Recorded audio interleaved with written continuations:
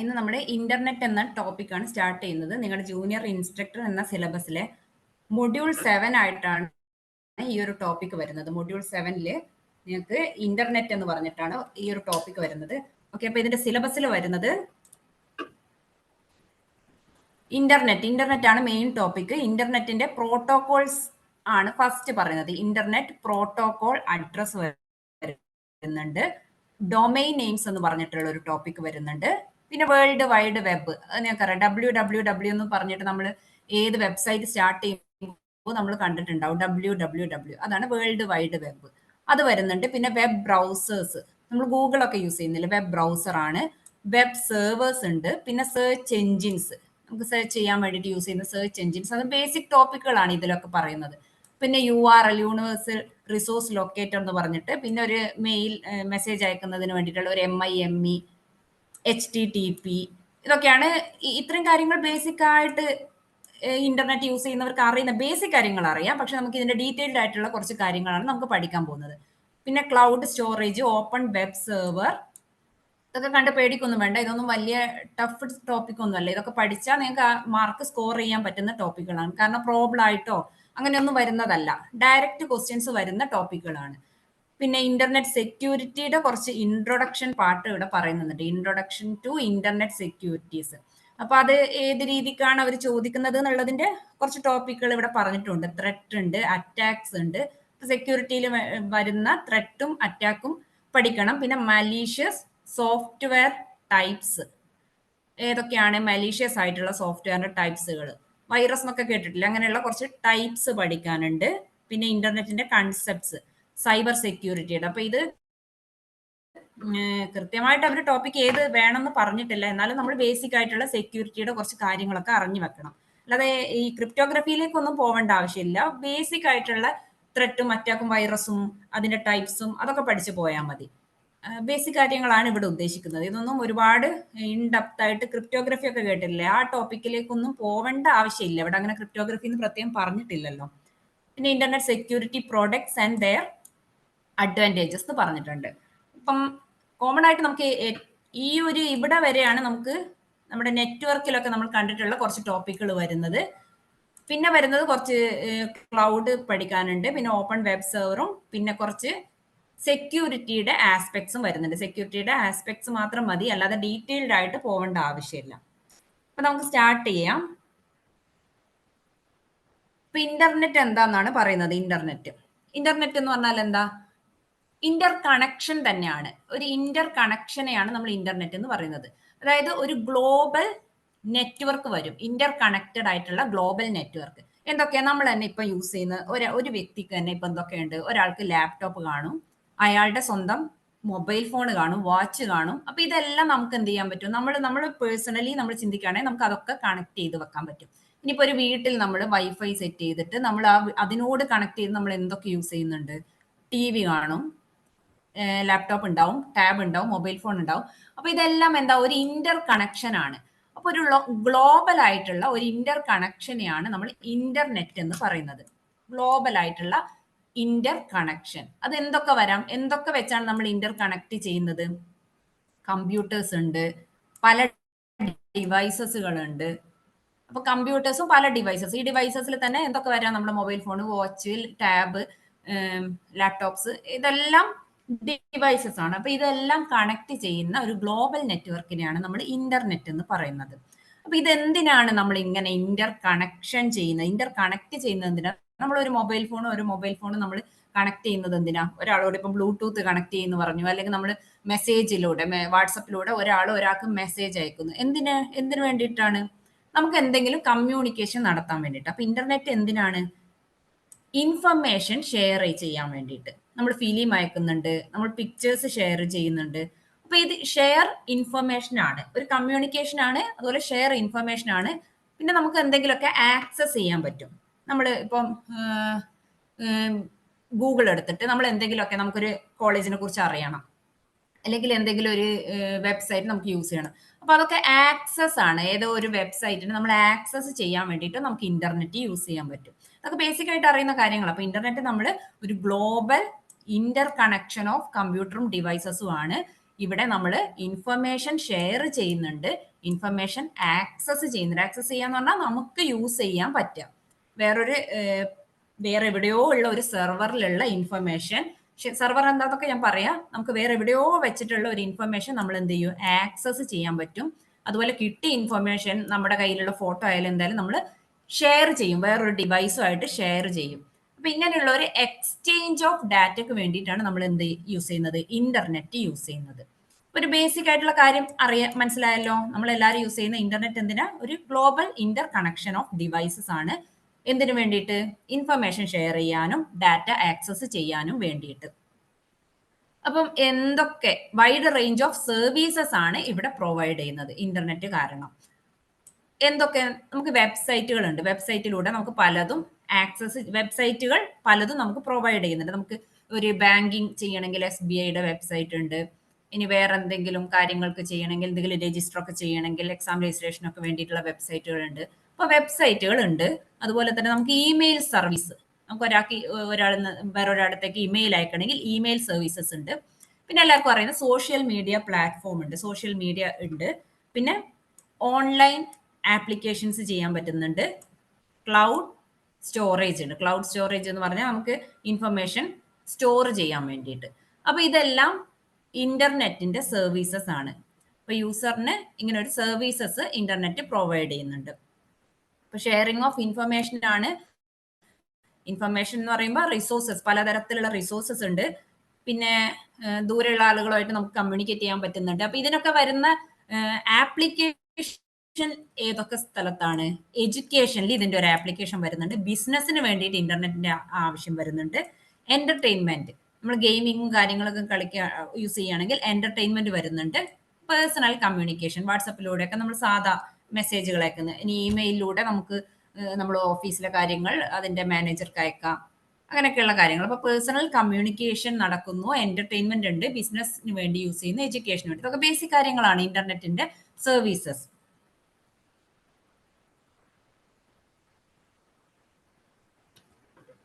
Okay, ഇതൊരു just ഒരു diagram, ഒരു പിക്ചറിൽ റെപ്രസെന്റേഷൻ കൊടുത്തതാണ്. ഒരു ഗ്ലോബൽ ഇന്റർനെറ്റ് ഉണ്ട്, ഇതിലേക്ക് പലതും കണക്ട് ചെയ്തിട്ട് ഉള്ള ഒരു സർവീസ്.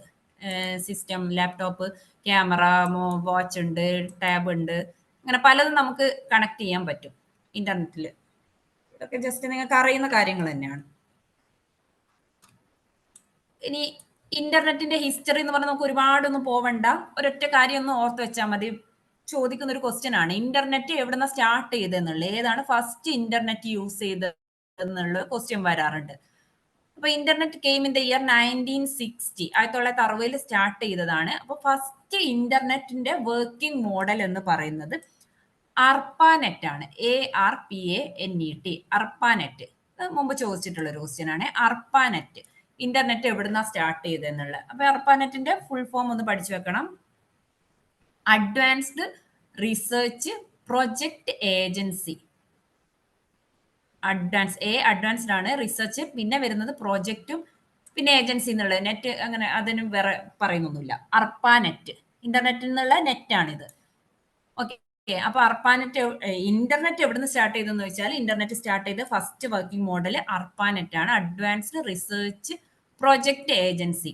അപ്പൊ ഇത് മൾട്ടിപ്പിൾ കമ്പ്യൂട്ടർ വെച്ച് അങ്ങോട്ടും ഇങ്ങോട്ടും അവർ കമ്മ്യൂണിക്കേറ്റ് ചെയ്തു. ഫസ്റ്റ് ഒരു മെസ്സേജ് ട്രാൻസ്ഫർ ചെയ്തതാണ്. അപ്പൊ പിന്നെ അതിനുശേഷം നമുക്ക് വേറെ പല വർക്കിംഗ് മോഡലുകളും വന്നു. അപ്പൊ ഈ ഒരു സ്റ്റാർട്ടിങ് ഫസ്റ്റ് സ്റ്റേജ് മാത്രം പഠിച്ചാൽ മതി, പിന്നെ അങ്ങോട്ടുള്ളതൊന്നും ചോദിച്ചിട്ടില്ല. അർപ്പാനെറ്റിന്റെ പേര് ചോദിച്ചിട്ടുണ്ട്. അപ്പൊ ഇന്റർനെറ്റിന്റെ ഫസ്റ്റ് സ്റ്റാർട്ടിംഗ് വർക്കിംഗ് മോഡൽ ഏതാന്ന് വെച്ചാൽ അർപ്പാനെറ്റ്, advanced research project agency. Full ഫോമും ചോദിച്ചിട്ടുണ്ട്. അപ്പൊ അർപ്പാനെറ്റ് നമുക്കിങ്ങനെ ഇപ്പൊ കാണുമ്പോൾ നമ്മൾ വിചാരിക്കും ഈ ഫുൾ ഫോം നമുക്ക് ഓർമ്മ ഉണ്ടാവുന്നു, പക്ഷെ ക്വസ്റ്റ്യൻ കാണുമ്പോൾ അതിന്റെ പല ഓപ്ഷനും ഇതേപോലെ തന്നെ ഇരിക്കും. ചില വേർഡ് മാത്രമേ അവർ ചേഞ്ച് വരത്തുള്ളൂ, അല്ലാതെ എല്ലാം ചേഞ്ച് ആക്കില്ല. അപ്പൊ നമുക്ക് എല്ലാം കൺഫ്യൂഷൻ വരും. അപ്പൊ നമ്മൾ എന്തായാലും നന്നായി പഠിച്ചു വെക്കുക. അർപ്പാനെറ്റ് അഡ്വാൻസ്ഡ് റിസർച്ച് പ്രോജക്ട് ഏജൻസി എന്നാണ് അതിന്റെ ഫുൾ ഫോം. 1960 ഇത് ഇന്റർനെറ്റ് ഫസ്റ്റ് സ്റ്റാർട്ടിങ് ഉണ്ടായത്, 1960. അത് കൂടുതലൊന്നും പോവണ്ട, ഇത് മാത്രം ഒന്ന് ഓർത്ത് വെച്ചാൽ മതി. പിന്നെ ഇന്റർനെറ്റ് എങ്ങനെ സെറ്റപ്പ് ചെയ്തു എന്നുള്ളത് നമുക്ക് ഡീറ്റെയിൽഡ് ആയിട്ട് തന്നെ പഠിക്കാം.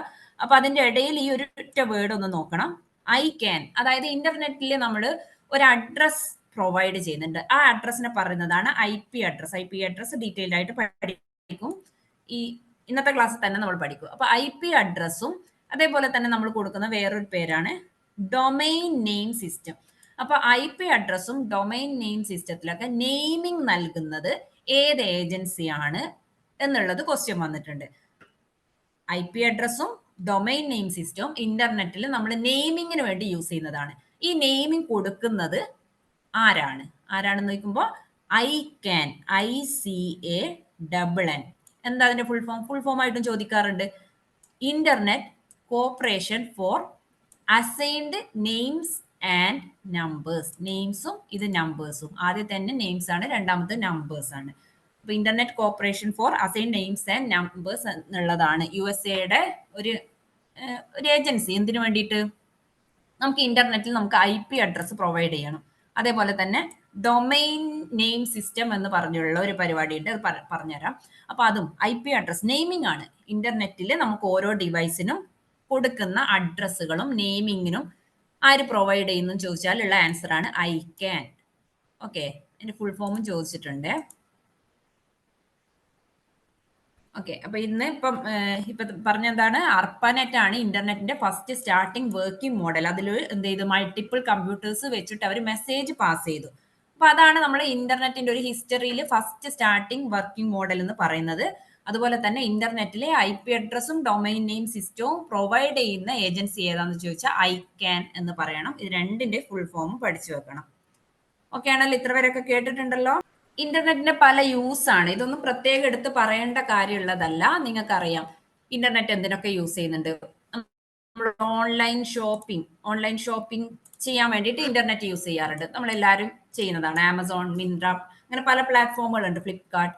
അപ്പൊ ഇങ്ങനെ ഓൺലൈൻ ആയിട്ട് നമ്മൾ അങ്ങനെ വാങ്ങുകയും ഒക്കെ ചെയ്യുന്നതിന് നമ്മൾ കൊമേഴ്സ് എന്ന് പറയാറുണ്ട്. അപ്പൊ ഓൺലൈൻ ഷോപ്പിങ്ങിന് വേണ്ടിയിട്ട് നമ്മൾ ഇന്റർനെറ്റ് യൂസ് ചെയ്യും. പിന്നെ ഡിജിറ്റൽ പേയ്മെന്റ്സ്, ക്യാഷ്ലെസ് ആയിട്ടുള്ള ട്രാൻസാക്ഷൻ നടത്തുന്നതിന് വേണ്ടിയിട്ട് UPIകൾ അല്ലേ, പലതരം UPIകൾ നമ്മൾ യൂസ് ചെയ്യുന്നുണ്ട്. പേടിഎം, ഗൂഗിൾ പേ എന്നൊക്കെ പറഞ്ഞിട്ട് ഡിജിറ്റൽ പേയ്മെന്റിന് വേണ്ടി യൂസ് ചെയ്യുന്നുണ്ട്. വിദ്യാഭ്യാസത്തിന് വേണ്ടിയിട്ട്, എഡ്യൂക്കേഷൻ എങ്ങനെ വരുന്നു, ഓൺലൈൻ ആയിട്ട് ഇപ്പൊ ഒരുപാട് ഓൺലൈൻ പ്ലാറ്റ്ഫോം. നമ്മൾ തന്നെ ഇപ്പം ഓൺലൈൻ ആയിട്ടാണ് പഠിക്കുന്നത്. നമ്മൾ ഒരു സെന്ററിലും പോകുന്നില്ല. നമുക്ക് ഇഷ്ടമുള്ള സമയത്ത് റെക്കോർഡഡ് ക്ലാസ്സും ഓൺലൈൻ ക്ലാസ്സും ഒക്കെ അവൈലബിൾ ആണ്. അപ്പോൾ ഓൺലൈൻ ലേണിങ്ങിന് വേണ്ടിയിട്ട് ഇന്റർനെറ്റ് യൂസ് ചെയ്യുന്നത് ഇതൊക്കെ ബേസിക് കാര്യങ്ങളാണ്. സോഷ്യൽ മീഡിയ, നമ്മുടെ എന്റർടൈൻമെന്റ് തന്നെ വേണമെന്നില്ല, സോഷ്യൽ മീഡിയയിൽ നമുക്ക് ആക്റ്റീവായിട്ട് നമ്മുടെ കാര്യങ്ങളും നമ്മുടെ ഇൻട്രസ്റ്റുകളൊക്കെ നമ്മൾ സോഷ്യൽ മീഡിയയിൽ നമുക്ക് യൂസ് ചെയ്യുകയും അതുപോലെ നമുക്ക് എക്സിബിറ്റ് ചെയ്യുകയും ചെയ്യാം. പിന്നെ എന്റർടൈൻമെന്റ് വരുന്നുണ്ട്. ഏതാ, നമുക്ക് ഫിലിം കാണാം, ഗെയിമിംഗ്, അതുപോലെ യൂട്യൂബ്, അങ്ങനെ പല കാര്യങ്ങളുണ്ട്. പാട്ട് കേൾക്കുന്നുണ്ട്. അപ്പൊ എന്റർടൈൻമെന്റിന് വരുന്നുണ്ട്. ടെലിമെഡിസിൻ, ഹെൽത്ത് സർവീസസ്, ഓൺലൈൻ ആയിട്ടുള്ള ഇപ്പോഴത്തെ കൺസൾട്ടേഷൻ ഒക്കെ ഓൺലൈൻ ആയിട്ട് ഇപ്പൊ നടക്കുന്നുണ്ട്. ബാങ്കിങ്, ഓൺലൈൻ ബാങ്കിങ് നേരത്തെ പറഞ്ഞു അല്ലെ, ഇന്റർനെറ്റ് ബാങ്കിങ്ങിന് വേണ്ടിയിട്ട് യൂസ് ചെയ്യുന്നുണ്ട്. ഇതൊക്കെ ഇങ്ങനെ പറഞ്ഞു പോകുന്നത് ഇതൊന്നും എന്താ ഇപ്പം നിങ്ങൾക്ക് ഇങ്ങനെ ഞാൻ പറഞ്ഞു തരേണ്ട ആവശ്യമുള്ള കാര്യങ്ങളല്ലാത്തത് കൊണ്ടാണ് ഇതിലൊന്നും എത്ര ഒരുപാട് ഇമ്പോർട്ടൻസ് ഞാൻ കൊടുക്കാത്തത്. ജസ്റ്റ് മനസ്സിലാക്കി വെച്ച് പോയാൽ മതി. പിന്നെ ന്യൂസ് കാര്യങ്ങളൊക്കെ ഇന്റർനെറ്റിലൂടെ പ്രൊവൈഡ് ചെയ്യുന്നുണ്ട്. ട്രാവൽ പ്ലാനിങ്, നാവിഗേഷൻ, മാപ്സ് ഒക്കെ ഇട്ടിട്ട് നമ്മൾ യാത്ര ചെയ്യുന്നില്ലേ, അപ്പൊ നാവിഗേഷന് വേണ്ടിയിട്ട് യൂസ് ചെയ്യുന്നുണ്ട്. കൊളാബറേഷൻ, റിമോട്ട് വർക്ക്, ഒരാൾ ഒരു സ്ഥലത്തിരിക്കുന്നത് പക്ഷെ മറ്റൊരാൾ വേറൊരു സ്ഥലത്താണെങ്കിൽ പോലും നമുക്ക് കൊളാബ് ചെയ്യാൻ പറ്റും, ഒന്നിച്ചിരുന്നിട്ടുള്ള വർക്കുകളൊക്കെ ചെയ്യാൻ പറ്റും. ഓക്കെ, അപ്പൊ ഇതൊക്കെ എന്താ, ഇന്റർനെറ്റിന്റെ യൂസസ് ആണ്. Commerce, digital payment, education, online education, social media, entertainment, health services, online banking, ന്യൂസും പിന്നെ നാവിഗേഷൻ കാര്യങ്ങളൊക്കെ, ഇതെല്ലാം ഇന്റർനെറ്റിനെ കൊണ്ടുള്ള നമുക്ക് വരുന്ന യൂസേജസ് ആണ്. ഇനി ഇതാണ് നമുക്ക് അറിഞ്ഞിരിക്കേണ്ടത്, എങ്ങനെയാണ് ഇന്റർനെറ്റ് വർക്ക് ചെയ്യുന്നത്. ഇന്റർനെറ്റ് എങ്ങനെ വർക്കിംഗ്, അതായത് നമ്മളിപ്പോ ഒരു ആവശ്യവും കൊണ്ട് ചെല്ലുന്നു, ആ സമയത്ത് നമുക്ക് എങ്ങനെയാണ് ഇത് പ്രൊവൈഡ് ചെയ്യുന്നത്, നമുക്ക് വേണ്ട സർവീസ് ഇന്റർനെറ്റ് എങ്ങനെയാ തരുന്നത്, അതാണ് നമ്മൾ ഇനി പറയാൻ പോകുന്നത്. അപ്പൊ ഇതൊന്ന് ശ്രദ്ധിക്കണം. അപ്പൊ നമ്മള് ഒരു ആവശ്യം കൊണ്ട് ചെല്ലുന്ന ഒരാള്, അപ്പൊ അത് നമുക്ക് പ്രൊവൈഡ് ചെയ്യുന്നത് ഒരു സർവീസ് പ്രൊവൈഡേഴ്സ് ആണ്. അപ്പൊ ആ ഒരു പരിപാടിയെ പറയുന്നതാണ് ക്ലയന്റ് സെർവർ പ്രോഗ്രാം. ക്ലയന്റും സെർവറും തമ്മിലുള്ള ഒരു അവര് തമ്മിലുള്ള ഒരു കമ്മ്യൂണിക്കേഷൻ ആണ് ഇവിടെ നടക്കുന്നത്. അപ്പൊ ഇന്റർനെറ്റിന്റെ വർക്കിംഗ് എപ്പോഴും ഒരു ക്ലയന്റ് സെർവർ കമ്മ്യൂണിക്കേഷൻ ആണ്. ഒരു ക്ലയന്റും ഉണ്ട്, സെർവറും ഉണ്ട്. ഈ പെൻ, എൻ്റെ കയ്യിലുള്ള പെൻ ഇപ്പം വർക്ക് ചെയ്യുന്നില്ല, അതുകൊണ്ടാട്ടോ ഇത് എഴുതാൻ ബുദ്ധിമുട്ട്. ഓക്കെ, അപ്പൊ ക്ലയന്റും സെർവറും തമ്മിലുള്ള ഒരു കമ്മ്യൂണിക്കേഷൻ ആണ് ഇവിടെ നടക്കുന്നത്. Client server communication. നമ്മൾ ഏതാ? നമ്മൾ ആരാ? നമ്മൾ ഇതിൽ ക്ലയന്റ് ആണ്. നമുക്ക് ആവശ്യങ്ങളാണ് ഉള്ളത്. നമുക്ക് ഇന്റർനെറ്റ് യൂസ് ചെയ്യേണ്ട ആവശ്യമാണുള്ളത്. നമ്മുടെ ആവശ്യം അനുസരിച്ച് സർവീസ് തരുന്ന ആളെയാണ് നമ്മൾ എന്ത് പറയുന്നത്? സെർവർ എന്ന് പറയുന്നത്. ഇപ്പൊ ക്ലയന്റിന് ആവശ്യമുണ്ട്, എന്തോന്ന് ആവശ്യമുണ്ട്. സെർവർ എന്ത് ചെയ്യും? ആ ആവശ്യങ്ങൾ അനുസരിച്ച് അത് പ്രൊവൈഡ് ചെയ്യുന്നവരാണ് സെർവേഴ്സ്. അപ്പൊ ഇത് മനസ്സിലുണ്ടാവണം. ഇന്റർനെറ്റ് എന്ന് പറഞ്ഞാൽ ഒരു ക്ലയന്റ് സെർവർ കമ്മ്യൂണിക്കേഷൻ ആണ്. Client server communication. ക്ലയന്റ് ആരാ? നമ്മൾ ആരാന്ന് മനസ്സിലാക്കണം. നമ്മൾ ഇത് യൂസ് ചെയ്യുന്നവരാണ് ക്ലയന്റ് എന്ന് പറയുന്നത്. ക്ലയന്റുകൾ ഇത് നമ്മുടെ ആവശ്യം അനുസരിച്ച് നമുക്ക് സർവീസ് തരുന്നവരെയാണ് സെർവർ എന്ന് പറയുന്നത്. അത് ഓക്കെ ആണല്ലോ.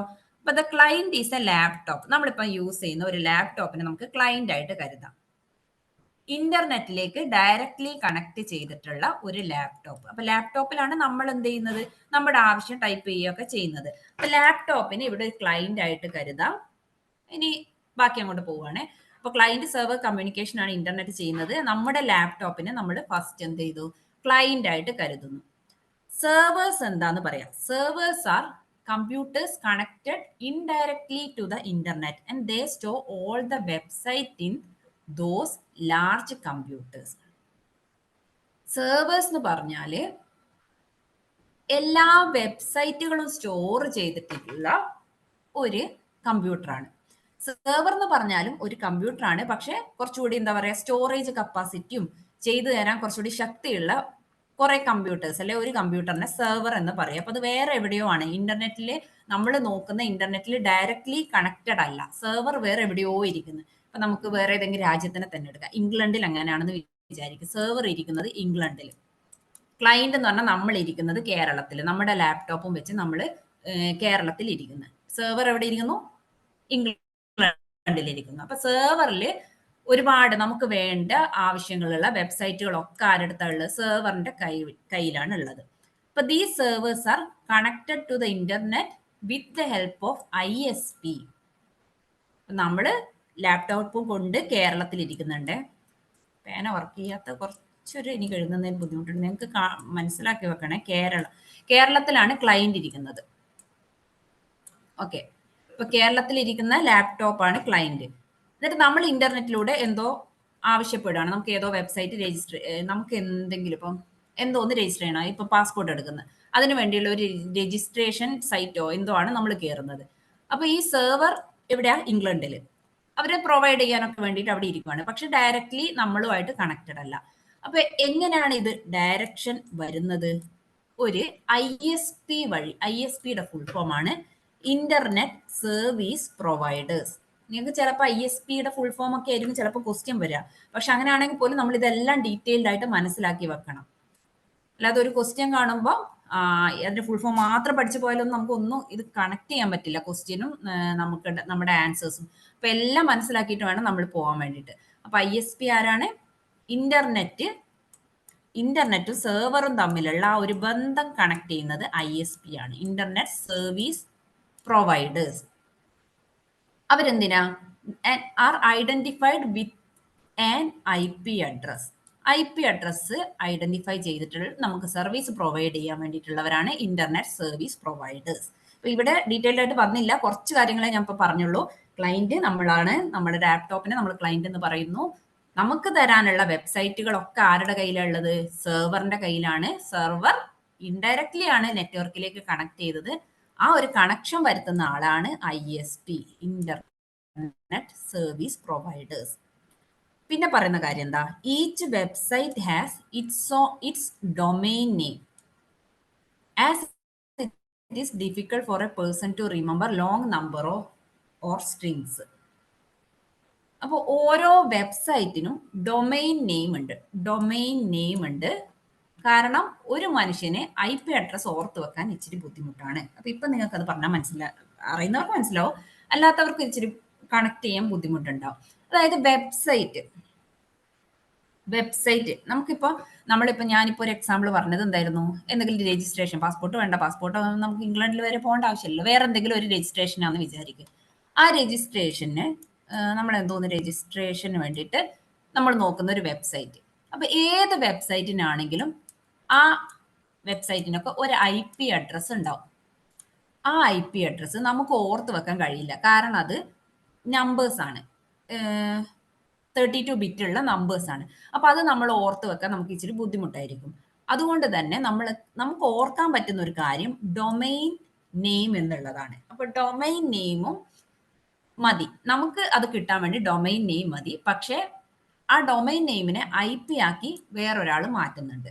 അപ്പൊ അങ്ങനെയുള്ള കൺവേർഷൻ ഒക്കെ ഇവിടെ നടക്കുന്നുണ്ട്. അതൊന്നും ഇപ്പൊ ഈ ഒരു പേജിൽ നിന്ന് നിങ്ങൾ ഓർത്ത് വെക്കേണ്ട. ഈ പേജിൽ ആകെ പറഞ്ഞിട്ടുള്ളത് എന്താ, ക്ലയന്റ് സെർവർ കമ്മ്യൂണിക്കേഷൻ ആണ് ഇന്റർനെറ്റിൽ നടക്കുന്നത്. ക്ലയന്റ് നമ്മളാണ്, സെർവർ ആരാ, വെബ്സൈറ്റുകളൊക്കെ പ്രൊവൈഡ് ചെയ്യുന്നതിനെയാണ്. ഒരു വെബ്സൈറ്റുകൾ പ്രൊവൈഡ് ചെയ്യുന്ന ഒരു കമ്പ്യൂട്ടർ അല്ലെങ്കിൽ ഗ്രൂപ്പ് ഓഫ് കമ്പ്യൂട്ടേഴ്സ് ആയിരിക്കും സെർവേഴ്സ്. ഇപ്പൊ സെർവേഴ്സ് ഇന്റർനെറ്റിൽ ഡയറക്ട്ലി കണക്ട് ചെയ്യണമെന്നില്ല, അത് ഇന്റർനെറ്റ് സർവീസ് പ്രൊവൈഡേഴ്സ് വഴിയായിരിക്കും നമുക്ക് കണക്ഷൻ വരുന്നത്. പിന്നെന്താ, നമുക്ക് ഓർക്കാൻ IP അഡ്രസ്സ് ബുദ്ധിമുട്ടായതുകൊണ്ട് നമുക്ക് ഓർക്കാൻ പറ്റുന്നത് ഡൊമൈൻ നെയിം ആണ്. അത്രയും പോയിന്റുകളെ ഈ ഒരു പേജിൽ പറഞ്ഞിട്ടുള്ളൂ, അത്രയും ഓർത്താൽ മതി. IP address number of large number ആയതുകൊണ്ട് നമ്മൾ ഓർക്കില്ല, അതുകൊണ്ട് നമുക്ക് ഡൊമൈൻ നെയിം മതി. നമ്മൾ ഡൊമൈൻ നെയിം ഓർത്താലും നമുക്ക് ആ വെബ്സൈറ്റ് കിട്ടും. അപ്പൊ അതെങ്ങനെയാണെന്ന് നോക്കാം. അപ്പൊ ഡൊമൈൻ നെയിമിൽ നിന്ന് എങ്ങനെയാണ് അതൊരു IP-യിലേക്കുള്ള കണക്ഷൻ വരുന്നത്. അപ്പൊ വെബ്സൈറ്റിന് IP അഡ്രസ് ഉണ്ട്, പക്ഷെ നമുക്ക് ഓർക്കാൻ പറ്റുന്നത് ഡൊമൈൻ നെയിം മാത്രമാണ്. അതുവരെയാണ് നമ്മൾ ലാസ്റ്റ് സ്ലൈഡിൽ പറഞ്ഞത്. അപ്പൊ when you search for A domain name in the browser, നമ്മളൊരു ഗൂഗിൾ എടുത്തു, ഇതാണ് സെർച്ചിന് വേണ്ടിയിട്ട് നമ്മൾ എന്ത് ചെയ്യും, അവിടെ എന്തെങ്കിലും നമുക്ക് വേണ്ട രജിസ്ട്രേഷൻ, എന്തോ ഒരു രജിസ്ട്രേഷൻ അല്ലേ ഞാൻ പറഞ്ഞത്, ആ രജിസ്ട്രേഷന് വേണ്ടിയിട്ടുള്ള ഡൊമൈൻ നെയിം നമുക്ക് വായി തോന്നുന്ന ഒരു കാര്യമല്ലേ നമ്മൾ അവിടെ സെർച്ച് ചെയ്യുക, അതായത് അതായിരിക്കും എന്ന് തോന്നുന്ന ഒരു കാര്യം നമ്മൾ അവിടെ സെർച്ച് ചെയ്യും. എന്തിന്റെ രജിസ്ട്രേഷൻ, എന്തോ ഒരു രജിസ്ട്രേഷൻ. അപ്പൊ അത് ഇവിടെ ടൈപ്പ് ചെയ്യുമ്പോൾ when you search for a domain name in the browser search bar, the request is sent to the server. അപ്പൊ നമ്മൾ ഇവിടെ ഡൊമൈൻ നെയിം സെർച്ച് ചെയ്തു, നമ്മൾ എഴുതുന്ന നെയിമിനെ, ആ നെയിം സെർവറിലേക്ക് പാസ് ചെയ്തു. Request is send to the server. The server tries to find the IP address from the domain name because it cannot understand domain name directly. അപ്പൊ ഇവിടെ നിന്ന് ഡൊമൈൻ നെയിം, നമ്മൾ അയച്ചു കൊടുത്ത ഡൊമൈൻ നെയിമിൽ നിന്ന് IP അഡ്രസ് ഫൈൻഡ് ചെയ്യാൻ വേണ്ടിയിട്ട് server എന്ത് ചെയ്യും, ട്രൈ ചെയ്യും. നമ്മൾ ഡൊമൈൻ നെയിമാണ് നമ്മുടെ സെർച്ച് ചെയ്യുന്ന ബാറിൽ നമ്മൾ ടൈപ്പ് ചെയ്ത് കൊടുത്തത്. അപ്പൊ അവിടെ നിന്ന് IP അഡ്രസ് കണ്ടുപിടിക്കാൻ വേണ്ടിയിട്ട് സെർവർ സെർച്ച് ചെയ്യും. ഈ ഒരു കൺവേർഷൻ ഒക്കെ അവിടെ ഉണ്ട്, അവർക്ക് തന്നെ എടുത്തു വെച്ചിട്ടുണ്ട്. ഈ ഡൊമൈൻ ആണെങ്കിൽ ഇതായിരിക്കും IP അഡ്രസ് എന്ന് പറഞ്ഞിട്ടുള്ള ഒരു ഡിക്ഷണറി പോലെയുള്ള ഡയറക്ടറി ഒക്കെ അവരുടെ കയ്യിലുണ്ടാവും. ഈ ഡൊമൈൻ നെയിം വന്നാൽ ഇത് IP അഡ്രസ്, ഈ ഡൊമൈൻ നെയിം ആണ് ഈ IP അഡ്രസ് എന്നൊക്കെ പറഞ്ഞാൽ അവരുടെ അടുത്ത് ഉണ്ടാവും. അപ്പൊ അവരത് ഇതിൽ നോക്കും, ഈ ഒരു വന്നിട്ടുള്ള ഡൊമൈൻ നെയിമിന്റെ IP അഡ്രസ് ആണെന്നാണ് നോക്കുന്നത്. അപ്പൊ IP അഡ്രസ് കിട്ടിക്കഴിഞ്ഞാൽ എന്ത് ചെയ്യും, server will try to search the IP address of the domain name in a huge phone directory. ഇപ്പൊ പറഞ്ഞ വാക്കുകൾ പറയുന്നത്, ആ ഒരു ഡയറക്ടറിയിൽ സെർച്ച് ചെയ്യും. ഈ സെർച്ച് ചെയ്യുന്ന സെർവറിനെയാണ് DNS സെർവർ എന്ന് പറയുന്നത്. നമ്മൾ കൊടുത്ത ഡൊമൈൻ നെയിമിനെ IP അഡ്രസ് സെർച്ച് ചെയ്യുന്ന, ഇത് വെരി വെരി ഇമ്പോർട്ടൻറ്റ്. ഡൊമൈൻ നെയിമാണ് നമ്മൾ ഇവിടെ സെർച്ച് കൊടുക്കുന്നത്. ഗൂഗിളിൽ നമ്മുടെ ബ്രൗസറിൽ സെർച്ചിന്റെ ഭാഗത്ത് നമ്മൾ എഴുതി കൊടുക്കുന്നതിന് ഡൊമൈൻ നെയിം എന്ന് പറയും.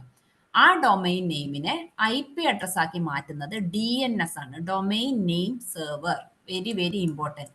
എന്താണ്, ഡൊമൈൻ നെയിമിൽ നിന്ന് IP അഡ്രസ്, ഈ ഒരു കൺവേർഷൻ നടത്തുന്നത് ആരാ, DNS സെർവർ. നിങ്ങളുടേതായ ഒരു ഭാഷയിൽ എഴുതി വെക്കണേ ഇതൊക്കെ.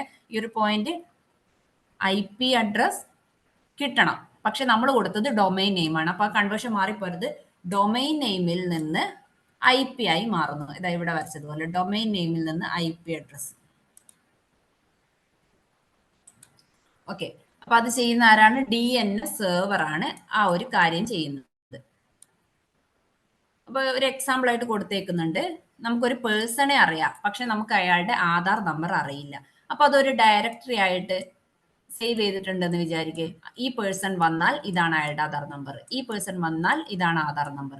ആ ഒരു കാര്യം പോലെയാണ് ഇവിടെ നടക്കുന്നത്. നമ്മൾ ഡൊമൈൻ നെയിം കൊടുക്കുമ്പോൾ DNS സെർവർ എന്ത് ചെയ്യും, അതിന് കണക്റ്റഡ് ആയിട്ടുള്ള അയാളുടെ IP അഡ്രസ്, ആ കൊടുത്തിട്ടുള്ള ഡൊമൈൻ നെയിമിന്റെ IP അഡ്രസ് ഏതാണോ അത് കണ്ടുപിടിക്കുന്ന ആളാണ് domain name server, DNS. Full ഫോമും ചോദിക്കാം. DNS എന്ന് പറഞ്ഞാൽ ഡൊമൈൻ നെയിം, S എന്ന് പറഞ്ഞാൽ സെർവർ, ഡൊമൈൻ നെയിം സെർവർ. അപ്പോൾ നമുക്കിപ്പോൾ എന്താ, നമ്മൾ സെർച്ച് ചെയ്തത് ഡൊമൈൻ ആണ്, ഡൊമൈൻ നെയിം ആണ്. DNS എന്താക്കി, അതിന്റെ IP അഡ്രസ് കണ്ടുപിടിച്ച്. അപ്പോൾ IP അഡ്രസ് കിട്ടിക്കഴിഞ്ഞാൽ the browser will pass on the request to the respective server. അപ്പോൾ സെർവറിന്റെ IP അഡ്രസ് കിട്ടിക്കഴിഞ്ഞാൽ ബ്രൗസർ എന്ത് ചെയ്യും, ആ സെർവറിലേക്ക് കണക്ട് ചെയ്യും. The server then process the request and display the content of the website. അപ്പോൾ ആള് ചോദിച്ചിട്ടുള്ള, ക്ലയന്റ് ചോദിച്ചിട്ടുള്ള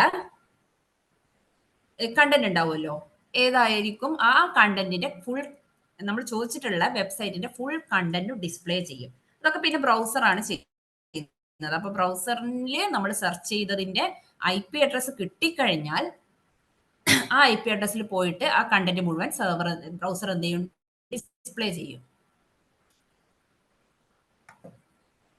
പിന്നെ വയർലെസ് ആണെങ്കിൽ എന്ത് നടക്കുന്നു എന്നുള്ള, വയർലെസ് ആണെങ്കിലും ഈ പ്രോഗ്രാം ഈ പറഞ്ഞ എല്ലാ കാര്യങ്ങളും അതുപോലെ തന്നെയാണ്, പക്ഷെ ഒപ്റ്റിക്കൽ കേബിൾ ആയിട്ട് യൂസ് ചെയ്യുന്നുള്ളൂ. ഇത് വലിയ ഇമ്പോർട്ടൻസ് ഇല്ല, ഞാനിങ്ങനെ ജസ്റ്റ് കൊടുത്തേ ഉള്ളൂ. വയർലെസ് ആണെങ്കിൽ പോലും ഇങ്ങനെ തന്നെയാണ് നടക്കുന്നത്. അതായത് വയർലെസ് ആണല്ലോ നമ്മൾ യൂസ് ചെയ്യുന്ന ഇന്റർനെറ്റ്. അപ്പൊ ആ ഒരു കേസിലും ഇതേ പ്രൊസീജിയേഴ്സ് തന്നെയാണ് നടക്കുന്നത്. കേബിൾ ഇല്ലെങ്കിലും നമ്മൾ വിചാരിക്കുന്ന കാര്യങ്ങൾ തന്നെയാണ് നടക്കുന്നത്. അപ്പൊ ജസ്റ്റ് ഒന്നുകൂടി ഒന്ന് പറഞ്ഞുതരാം. ഇന്റർനെറ്റ് എന്ന് പറഞ്ഞാൽ ഒരു ക്ലയന്റ് സെർവർ കമ്മ്യൂണിക്കേഷൻ ആണ് നടക്കുന്നത്. ക്ലയന്റ് ആരാ, നമ്മൾ യൂസ് ചെയ്യുന്ന നമ്മുടെ ലാപ്ടോപ്പ് ആണ് ക്ലയന്റ്. ഇതില് നമ്പർ വൈസ് ഉണ്ട്. ഓക്കെ, ക്ലയന്റ് സെർവർ കമ്മ്യൂണിക്കേഷൻ ആണ് ഇന്റർനെറ്റ്. അപ്പൊ ഫസ്റ്റ് സ്റ്റേജിൽ താഴത്തതാണ്.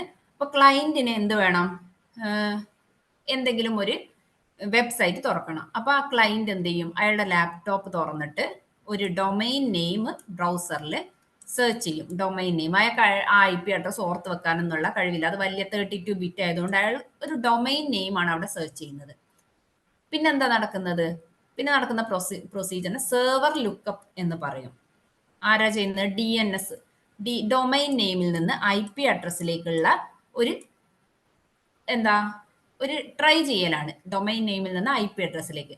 ഇത് ആരാ ചെയ്യുന്നത്, DNS, ഡൊമൈൻ നെയിം സിസ്റ്റം ആണ് ഈ ഒരു പ്രൊസീജിയർ ചെയ്യുന്നത്. ഇവിടെ നിന്ന് ഡൊമൈനിൽ നിന്ന് IP അഡ്രസ്സിലേക്ക്.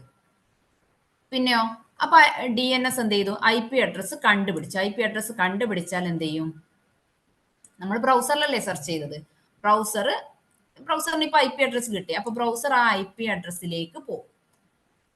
IP അഡ്രസ്സിലേക്ക് പോകുമ്പോൾ അതിനൊരു കണ്ടന്റ് ഉണ്ടാവുമല്ലോ, ആ IP അഡ്രസ്സിന്റെ കണ്ടന്റ് നമ്മുടെ ക്ലയന്റിന് കാണിച്ചു കൊടുക്കണം.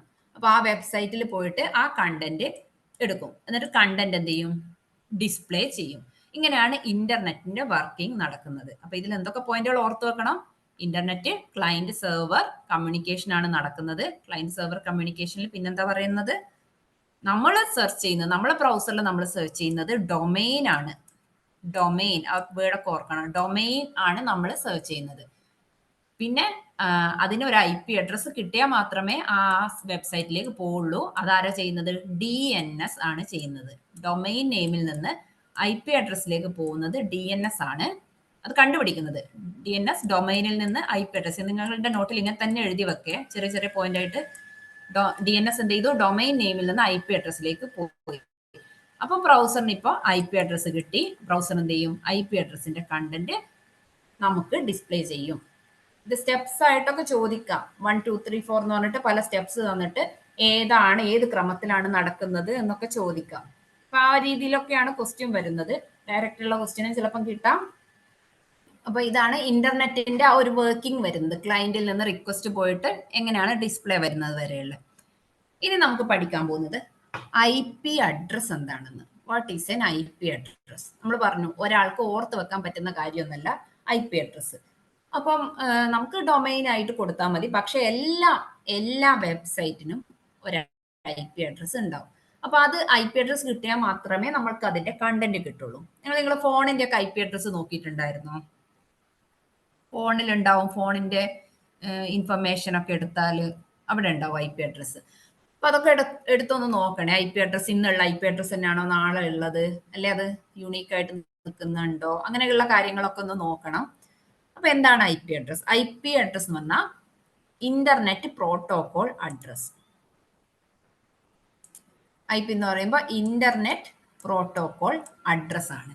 അപ്പൊ every computer or device connected to the internet, ഇന്റർനെറ്റിലേക്ക് കണക്ട് ചെയ്തതിന് ഒരു യൂണീക്ക് ആയിട്ട് ഒരു ഐ പി അഡ്രസ് ഉണ്ടാവും. ഒരു ഇന്റർനെറ്റിലേക്ക് കണക്ട് ചെയ്തത്, അല്ലാതെ ആ ഡിവൈസിന്റെ യൂണീക്ക് അഡ്രസ് അല്ലാതെ. ഒരു ഇന്റർനെറ്റിൽ കണക്ട് ചെയ്യുന്ന സമയത്ത് ആ ഇന്റർനെറ്റിൽ ഒരു ഡിവൈസിന് യൂണീക്ക് ആയിട്ട് ഒരു അഡ്രസ് കാണും.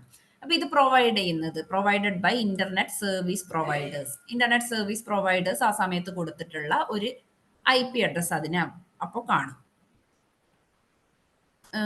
ഒരു നമ്മുടെ ആധാറും പാൻ നമ്പറൊക്കെ പോലെയാണ് ഇതൊരു ഐഡന്റിഫിക്കേഷന് വേണ്ടിയിട്ടാണ് ഈ ഒരു ഐ പി അഡ്രസ് കൊടുത്തേക്കുന്നത്. ഇന്റർനെറ്റിൽ ഒരു ഇന്റർനെറ്റ് ഉണ്ടെങ്കിൽ ഇത് മുഴുവൻ ഒരു കണക്ട് ചെയ്തിട്ടുള്ള ഒരു ഇന്റർനെറ്റ് ആണെന്ന് ശരിക്കും വൈഫൈ വഴിയോ എന്താന്ന് വെച്ചാൽ ഒരു ഇന്റർനെറ്റ് കണക്ഷൻ ആണ്. അപ്പൊ ഇതിലുള്ള ഒരു ഡിവൈസ്, ലാപ്ടോപ്പ്, അടുത്തത് മൊബൈൽ ഫോൺ, അപ്പോൾ ഇതിന് കൊടുത്ത അഡ്രസ് ആയിരിക്കില്ല ഇതിന് കൊടുക്കുന്നത്. അപ്പൊ അങ്ങനെ ഡിഫറെന്റ് ആയിട്ടുള്ള ഐ പി അഡ്രസ്സുകളായിരിക്കും ഓരോ ഡിവൈസിനും കൊടുക്കുന്നത്. ഇതിനെ ഐഡന്റിഫൈ ചെയ്യാൻ വേണ്ടിയിട്ടാണ്. അപ്പൊ ഈ ഇന്റർനെറ്റിൽ ഇതാരാ എന്നുള്ളത് നമ്മൾ ഐ പി അഡ്രസ് വഴിയാണ് ഐഡന്റിഫൈ ചെയ്യുന്നത്. അപ്പൊ ഐ പി അഡ്രസ് എന്ന് പറഞ്ഞാൽ സെറ്റ് ഓഫ് 4 നമ്പേഴ്സ് ആണ്. 4 നമ്പറുകളുടെ 1, 2, 3, 4 നമ്പറുകൾ ചേരുന്ന ഒരു സെറ്റ് ആണ് ഐ പി അഡ്രസ് എന്ന് പറയുന്നത്. പിന്നെ ഇതിൽ ഓരോ സെറ്റും സ്റ്റാർട്ട് ചെയ്യുന്നത് 0 തൊട്ടാണ് അപ് ടു 255 വരെ പോവാം. അപ്പോൾ ഫുൾ റേഞ്ച് എന്ന് പറഞ്ഞാൽ എന്താ? 4 സെറ്റിൽ ആദ്യത്തത് ഏതായിരിക്കും? ആദ്യത്തെ 4ഉം 0 ഉള്ളതാവാം. ഇനി അടുത്തത് എന്താ വേണേ കൊടുക്കാം? അടുത്ത വെറൈറ്റി 0 0 0 1 കൊടുക്കാം. അടുത്ത വെറൈറ്റി 0 0 0 2 കൊടുക്കാം. അങ്ങനെ ഏത് വരെ പോവാ? 0യുടെ വെറൈറ്റി 0 0 0, ലാസ്റ്റത്തത് 255 വരെ പോവാം. അപ്പൊ 0 തുടങ്ങി 255 വരെയാണ് മാക്സിമം. അപ്പൊ 0 മാറ്റിയാലോ? ഈ 4ഉം വെറൈറ്റി ആക്കിയാലോ? 4ഉം അപ് ടു വരെ എവിടെ വരെ പോകും? 255.255.255.255. അപ്പോൾ ഐ പി അഡ്രസ്സിന്റെ variety of I P address ഏതൊക്കെയാ? സ്റ്റാർട്ടിങ് ഫ്രം 0, 4ഉം 0 തൊട്ടിട്ട് 4ഉം 255 ഉള്ളത് വരെ. അപ്പൊ ഇത് വാലിഡ് ആയിട്ടുള്ള ഐ പി അഡ്രസ് ഏതാ, ഇൻവാലിഡ് ഏതാ എന്നുള്ള ക്വസ്റ്റ്യൻ ഒക്കെ വരാറുണ്ട്. അതെന്ത് നോക്കിയാൽ മതി? ഓരോന്നിലും 255ന്റെ മുകളിൽ പോകുന്ന നമ്പർ ഒന്ന് തന്നാൽ അത് വാലിഡ് ആയിട്ട് സെലക്ട് ചെയ്യരുത്. സിമ്പിൾ ക്വസ്റ്റ്യൻ ആയിരിക്കും, പക്ഷെ നമുക്ക് പെട്ടെന്ന് എക്സാമിനൊക്കെ നമ്മൾ തെറ്റിക്കാൻ ചാൻസ് ഉണ്ട്. അപ്പോൾ ഒന്ന് ഏതാ? 0 ഡോട്ട് ഞാനിപ്പോ പറയണേ 256 കൊടുത്തു. 256.12.10 വാലിഡ് ആണോ? വാലിഡ് അല്ല. കാരണം എന്താ? സെക്കൻഡ് സെറ്റിൽ 256 കൊടുത്തത്. അപ്പൊ വാലിഡ് ആയ ഐ പി അഡ്രസ് ഏത് എന്നുള്ള ക്വസ്റ്റ്യൻ ചോദിക്കുമ്പോൾ മനസ്സിലാക്കുക, 4 സെറ്റ് നമ്പേഴ്സ് ആയിട്ടാണ് കൊടുക്കുന്നത്. 4 നമ്പേഴ്സ് ആണ്. നടുവിൽ ഓരോന്നിന്റെ മിഡിൽ ഒരു ഡോട്ട് ഉണ്ടാവും. പിന്നെ ഓരോന്നും എന്താ? 0 തുടങ്ങി 255 വരെ പോകാൻ പാടുള്ളൂ. അപ്പൊ വാലിഡും ഇൻവാലിഡും ചോദിക്കുമ്പോൾ ഇത് പറയാൻ പറ്റണം. അപ്പോൾ ഒരു ഇന്റർനെറ്റ് കണക്ഷനിൽ ഓരോ ഡിവൈസിനും യുണീക്ക് ആയിട്ട് ആ ഒരു ഐഡന്റിഫൈ ചെയ്യാൻ വേണ്ടിയിട്ട് കൊടുക്കുന്നതാണ് I P address. I P അഡ്രസിന്റെ ഫുൾ ഫോം എന്താ? Internet protocol address.